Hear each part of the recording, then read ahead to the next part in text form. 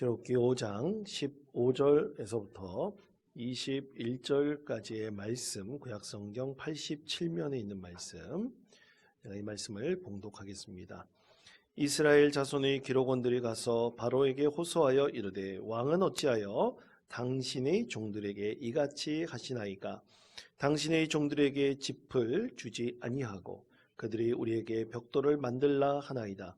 당신의 종들이 매를 맞사오니 이는 당신의 백성의 죄니이다. 바로가 이르되, 너희가 게으르다 게으르다. 그러므로 너희가 이르기를 우리가 가서 여호와께 제사를 드리자 하는도다. 이제 가서 일하라. 짚은 너희에게 주지 않을지라도 벽돌은 너희가 수량대로 바칠지니라. 기록하는 일을 맡은 이스라엘 자손들이 너희가 매일 만드는 벽돌을 조금도 감하지 못하리라 함을 듣고 화가 몸에 미친 줄 알고, 그들이 바로를 떠나 나올 때 모세와 아론이 길에 서 있는 것을 보고 그들에게 이르되, 너희가 우리를 바로의 눈과 그의 신하의 눈에 미운 것이 되게 하고 그들이 손에 칼을 주어 우리를 죽이게 하는도다. 여호와는 너희를 살피시고 판단하시기를 원하노라. 아멘. 제가 과거에 섬겼던 한 교회는 1년에 여름, 겨울 나눠서 한 단기 선교팀이 한 대여섯 개가 이렇게 선교를 하는 그런 교회였습니다. 아주 굉장히 선교 중심적인 교회였었죠. 동남아시아도 가고 저 멀리 브라질까지도 가기도 했었습니다. 물론 브라질이라는 나라는 너무 멀어가지고 아마 한국에서 가려면 24시간 정도 걸리니까 몇 년에 한 번 정도 이렇게 갈 정도였습니다. 그런데 여러 단기 선교팀이 이제 여름이든 겨울이든 모집을 광고를 하면 성도들이 가기 기피하는 나라가 있어요. 바로 네팔 선교팀이었습니다. 여러분, 네팔이라고 가보셨습니까? 여러분 아마 가보신 분이면 아실 겁니다. 네팔이라는 나라가, 여러분 네팔이라는 얘기 들으면 뭐가 생각납니까? 그렇죠. 에베레스트 산, 히말라야 산맥, 이런 게 생각이 나죠. 굉장히 높은 지대예요. 그래서 네팔의 그 수도인 카트만두만 해더라도 1200고지에 있습니다.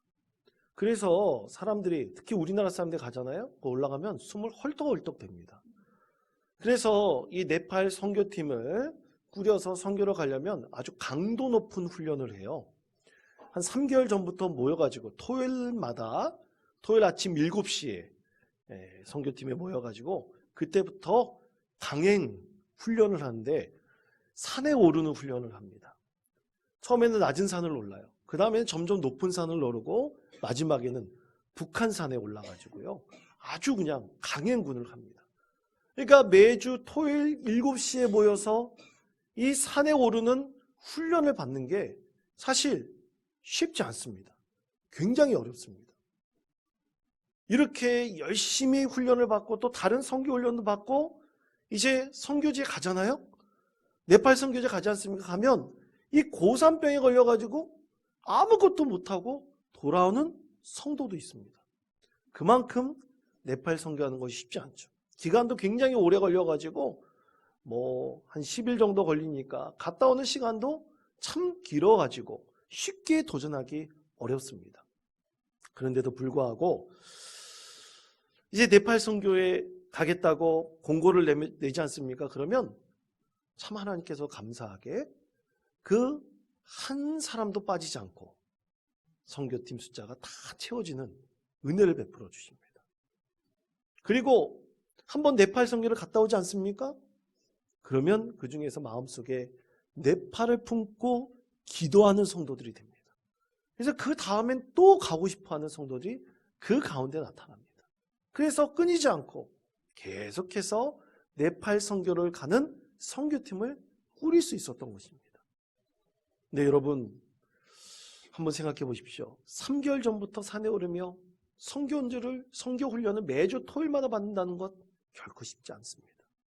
그렇게 자기 자신을 어떻게 보면 어렵게 힘들게 내어놓는 것이죠.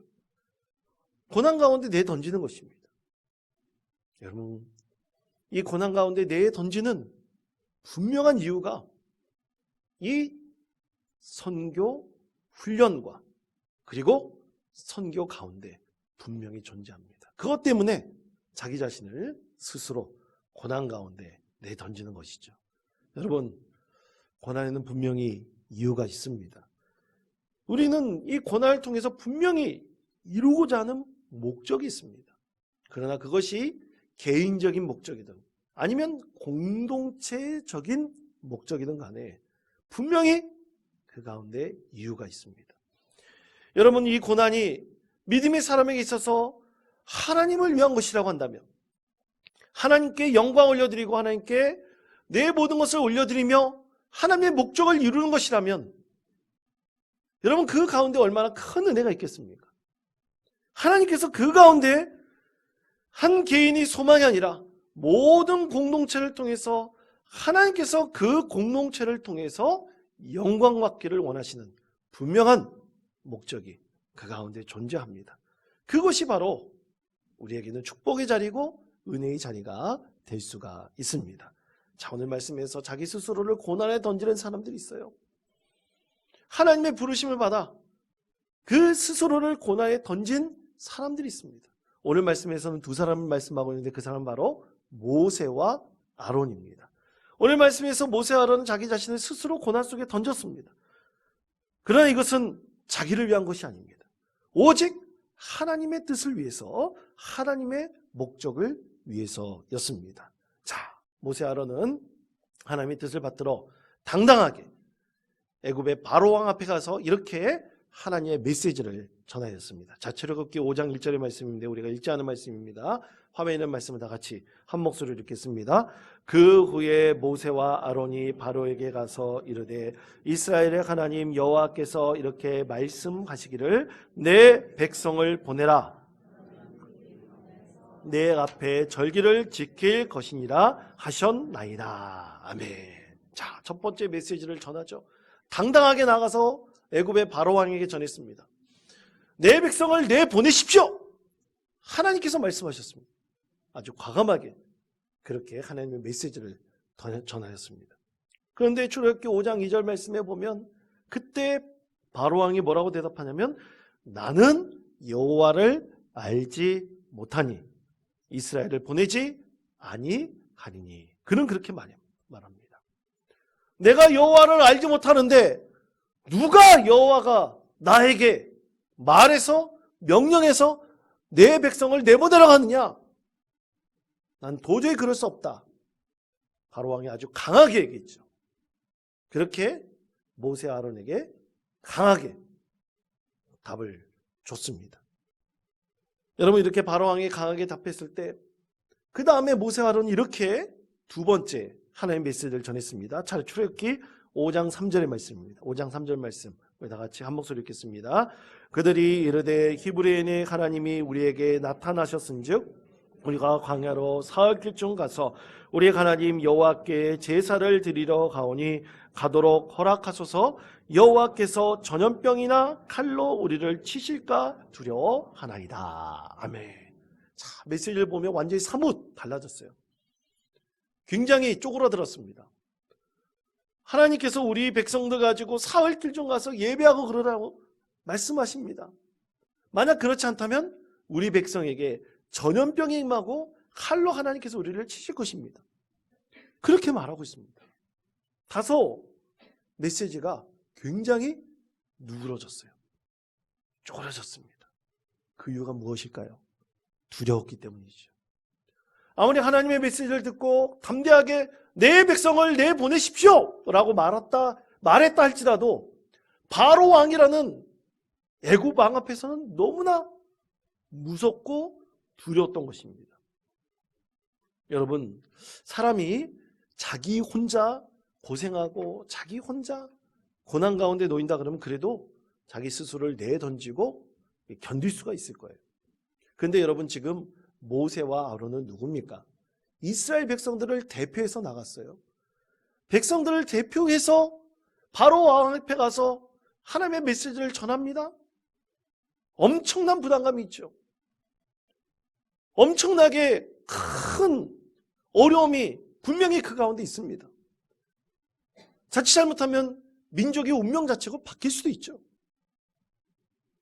그러나 하나님께서 세운 자라면, 하나님께서 말씀하셔서 자기 스스로를 질고 가운데 던진 사람이라면, 고초를 겪는 사람이라면 반드시 이것을 견디고 이겨내야 됩니다. 이 견디고 이겨내는 과정을 통해서 하나님께서 그를 통해서 분명히 역사하신다는 것을 깨닫게 될 것입니다. 자, 그러면 이 모세 아론이 자기 몸을 고난과 어려움 속으로 던져버렸어요. 질과 고초 속으로 던졌습니다. 그러면서 이러면서까지 이루려고 한 것이 무엇일까요? 왜 하나님께서는 그를, 이 두 사람을 고난 속으로 던졌을까요? 그것은 분명한 이유가 있습니다. 오늘 하나님께서는 말씀을 통해서 두 가지를 말씀하십니다. 첫 번째는 하나님의 뜻대로 온 이스라엘 백성들을 예배하게 하기 위해서였습니다. 자, 출애굽기 5장 17절의 말씀을 다 같이 한 목소리로 읽겠습니다. 바로가 이르되 너희가 게으르다 게으르다 그러므로 너희가 이르기를 우리가 가서 여호와께 제사를 드리자 하는도다. 아멘. 자, 하나님께서 뭐라고 말씀하십니까? 이스라엘 백성들이 애굽에서 나와서 하나님께서 말씀하시는 가나안 땅으로 가야 되는 이유가 뭡니까? 하나님을 예배하기 위해서요. 그래서 하나님께서는 모세와 아론에게 어떤 고난과 어려움 속에서도 이 백성들을 데리고 그것을 극복하여서 하나님께서 말씀하신 땅으로 가라고 말씀하셨습니다. 하나님께서 이스라엘 백성들을 이렇게 어려운 가운데 던지는 이유도 바로 모든 백성들이 누구를 예배하라고요? 하나님을 예배하게 하기 위해서입니다. 여러분, 하나님을 예배하는 믿음의 백성, 이 믿음의 백성은 과연 어떤 사람들일까요? 여러분, 우리가 하나님을 예배하기 위해서 과연 우리는 어떻게 해야 될까요? 여러분, 우리가 하나님을 예배하기 위해서는 우리는 분명히 버려야 될 것도 있고 포기해야 될 것이 있습니다. 이스라엘 백성들이 고난 가운데 던지면서 하나님께서 말씀하신 바로 하나님을 예배하는 믿음의 백성이 되기 위해서는 고난도 뚫고 나가야 되지만 그들이 견디고 이기며 버려야 될 것이 분명히 있습니다. 포기해야 될 것이 있습니다. 여러분, 이스라엘 백성들의 요구를 바로 왕이 그냥 들어줄까요? 그럴 리 없습니다. 오늘 말씀 가운데 너희는 게으른 백성이다. 게으른 백성이다. 오히려 너희들이 일을 안 하려고 핑계를 대면서 지금 하나님을 예배한다고 오히려 억지를 부린다고 바로 왕이 그들에 대해서 비난하였죠. 더 큰 노역을 시켰습니다. 더 큰 짐을 실어 주었습니다. 그 부역이 너무나 심하여 이스라엘 백성들이 하나님 앞에 원망과 불평을 늘어놓기도 했습니다. 그런데 여러분, 왜 하나님께서는 이렇게 이스라엘 백성들을 예배하라고 말씀하실까요? 예배하러 가는 이유가 뭡니까? 얼마 전 제 아들이 강릉에 가서 시험을 봤습니다. 이제 자격증을 따겠다고 시험을 봤는데 그날이 공교롭게도 주일날이었어요. 그래서 제 아내는 시험을 포기하라고 그랬습니다. 그거 나중에 시험 봐도 되는데 꼭 봐야 되느냐? 주일날 예배하는 것이 우선이다. 우리 가족에게 있어서는 아이가 인생을 살아갈 때 가장 중요한 우선순위를 하나님께 예배하는 자, 하나님을 잘 섬기는 믿음의 자녀가 되기를 바라기 때문에 그렇게 얘기를 했습니다. 그랬더니 얘가 절대로 안 된다는 거예요. 절대로 안 된다는 것입니다. 우리 집 특히 이 목회자의 가정이기 때문에 혹시 그렇게 생각할 수도 있습니다. 그러나 저희에게 인생에 있어서 가장 우선순위는 아이가 평생에 잠깐 살다가 가는 거 아니지 않습니까? 참 오랜 시간에 평생을 살면서 하나님을 예배하고 찬양하는데 최선을 다하는 이 믿음의 사람이 되기를 원하는 것이 바로 우리의 소망입니다. 그래서 타협점을 찾았어요. 주일날이니까 주일날 새벽 기도회를 드리고 가라. 그랬더니 아이가 순종해가지고 새벽 기도회를 드리고 가더라고요. 사랑하는 성도 여러분, 왜 예배하는 것이 중요할까요? 오늘 하나님께서는 이스라엘 백성들에게 말씀하신 것은 예배하기 위해 나가라 그랬습니다. 왜 예배하라고? 그것을 강조하고 또 강조하실까요? 여러분, 예배는 그리스도인의 삶에 있어서 가장 중요한 본질입니다. 여러분 믿으십니까? 여러분, 우리가 그리스도인입니다. 나는 그리스도인입니다. 누가 나에게 그리스도인이라고 말할 수 있겠습니까? 여러분 생각해 보십시오. 예배하지 않는 자가 나는 그리스도입니다 말할 때 과연 저 사람을 그리스도라고 말할 수 있는 사람이 누가 있겠습니까? 그리스도에 있어서 가장 중요한 믿음의 정체성은 바로 예배하는 것입니다. 전에도 말씀드렸지만 여러분 다시 한번 말씀드립니다. 교회는 하나님을 예배하는 공동체입니다.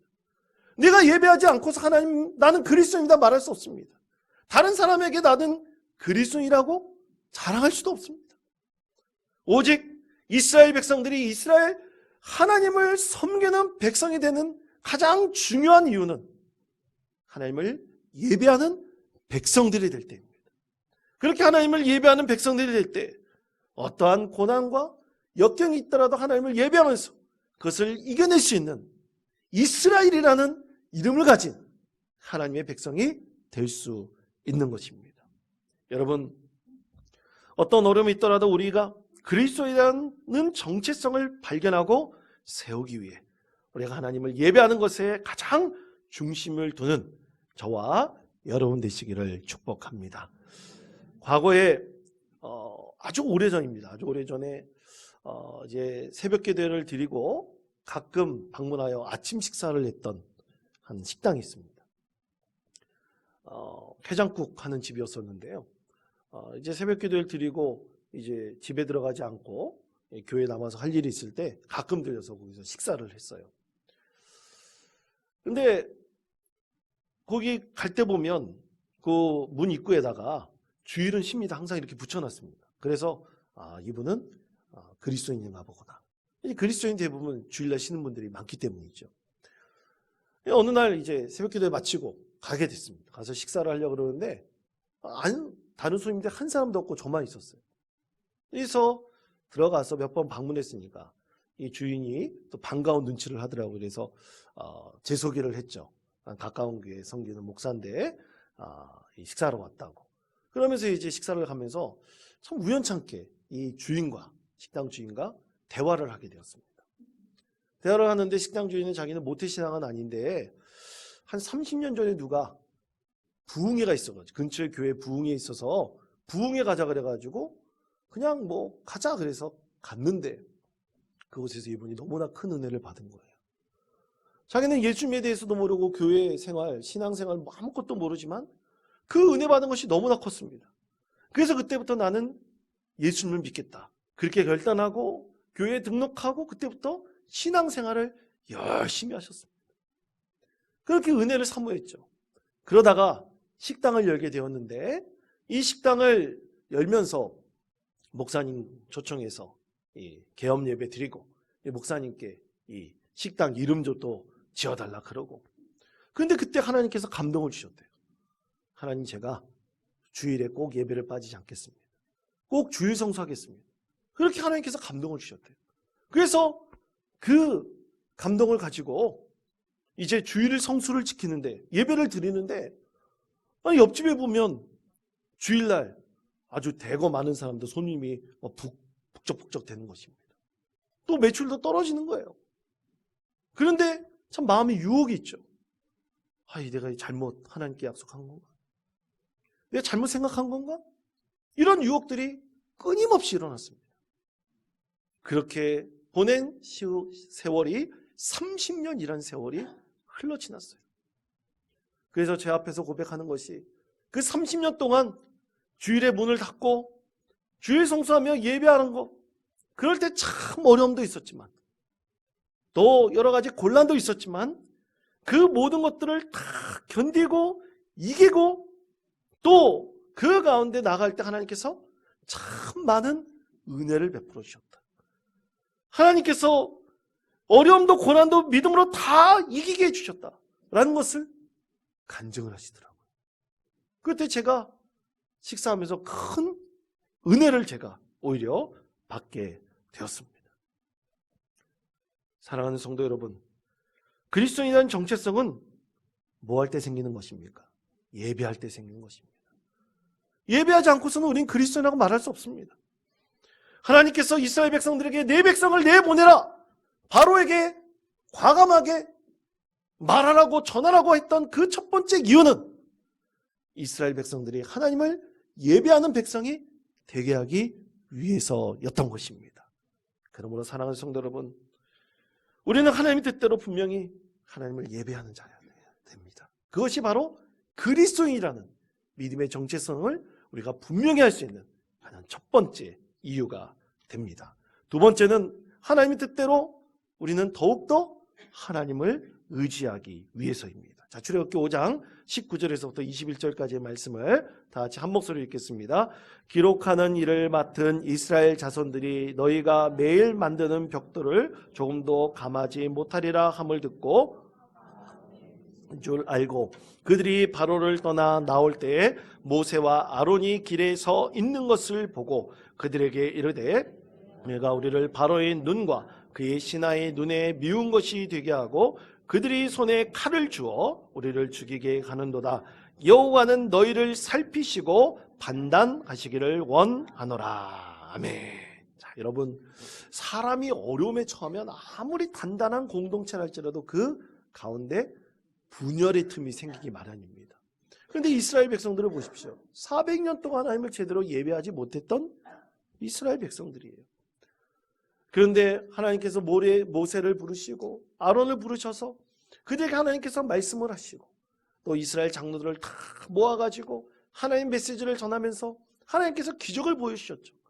그때 이스라엘 이 장로들을 중심으로 하나님을 경배하고 예배하면서 머리 숙이면서 하나님의 뜻에 따르겠다고 했습니다. 그렇게 시작된 이 고난의 여정이에요.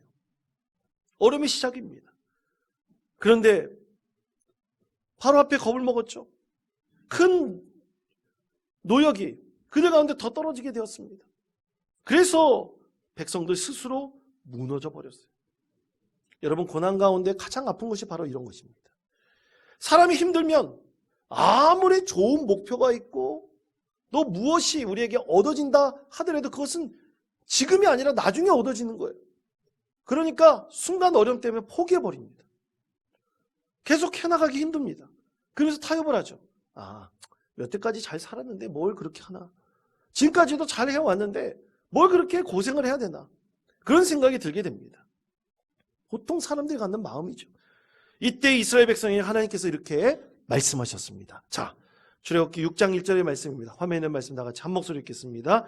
여호와께서 모세에게 이르시되 이제 내가 바로에게 하는 일을 내가 보리라. 강한 손으로 말미암아 바로가 그들을 보내리라. 강한 손으로 말미암아 바로가 그들을 그의 땅에서 쫓아내리라. 아멘. 자, 하나님께서 어떻게 하신다고 했습니까? 이제부터 내가 어떻게 너희 가운데 권능으로 임하고 개입하시는 걸 보라는 거예요.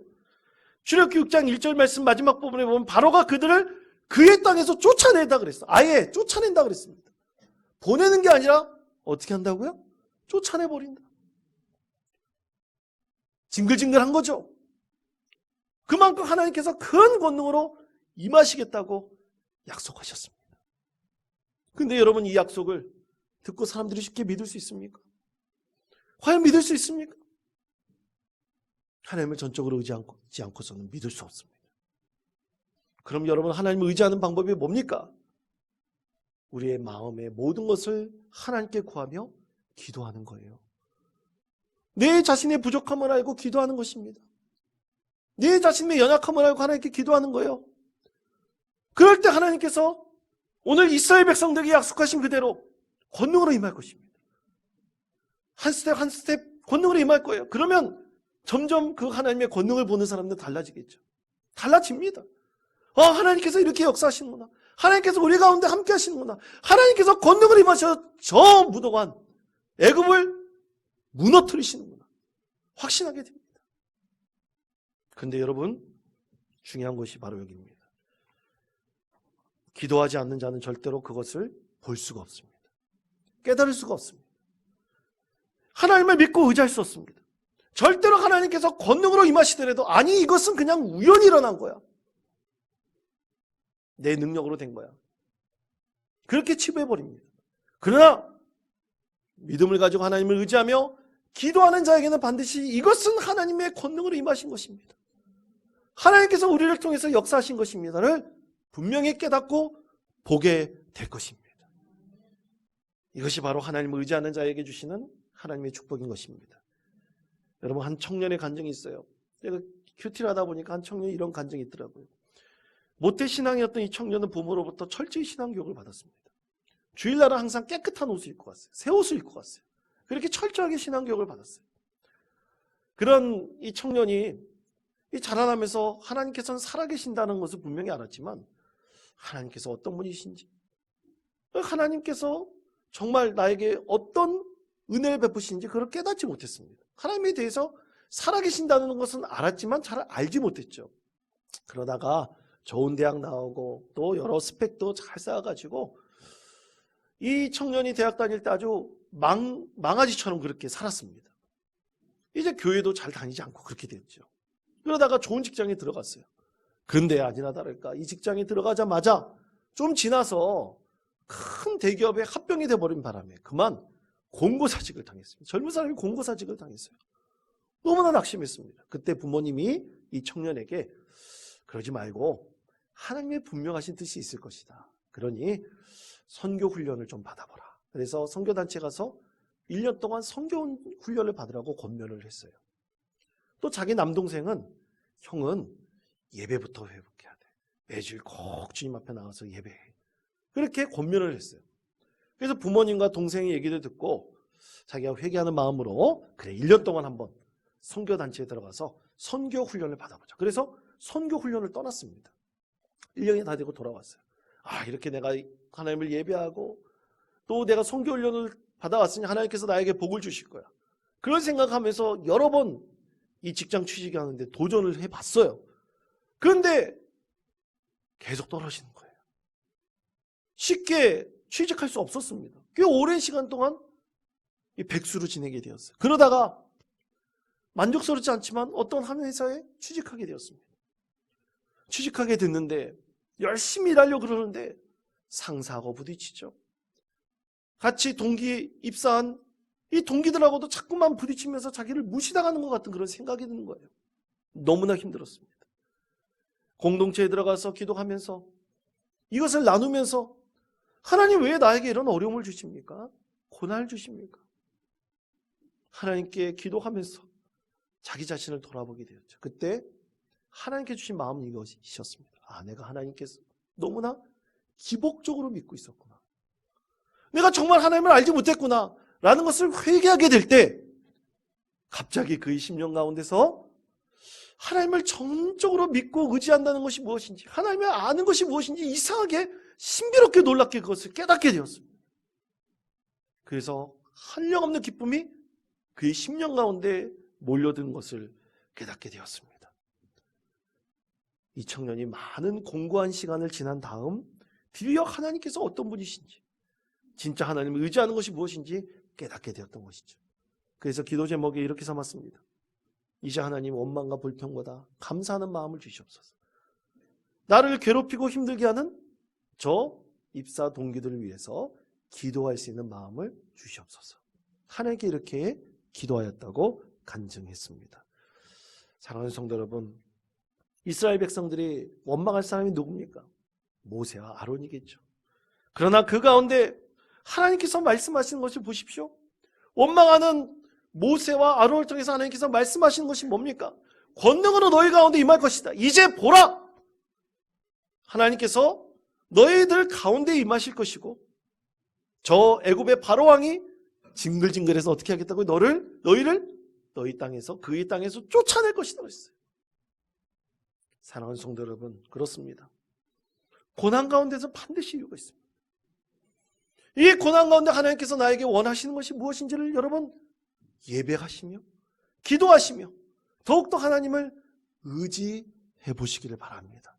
그때 하나님께서 반드시 여러분 가운데 말씀하시는 것이 있습니다. 깨닫게 하시는 것이 있습니다. 오늘 이스라엘 백성들에게 말씀하시는 것은, 내 백성을 보내라 하신 것은 예배하기 위해서입니다. 하나님을 더욱더 의지하게 하기 위해서입니다. 우리의 삶이 참으로 고난과 어려움이 있다면 그 가운데 하나님께서 말씀하시는 이유가 무엇인지를 하나님께 구하며 우리의 삶을 더욱더 하나님께 영광을 주고 하나님을 의지하는 복된 믿음의 성도 되시기를 간절히 축원드립니다.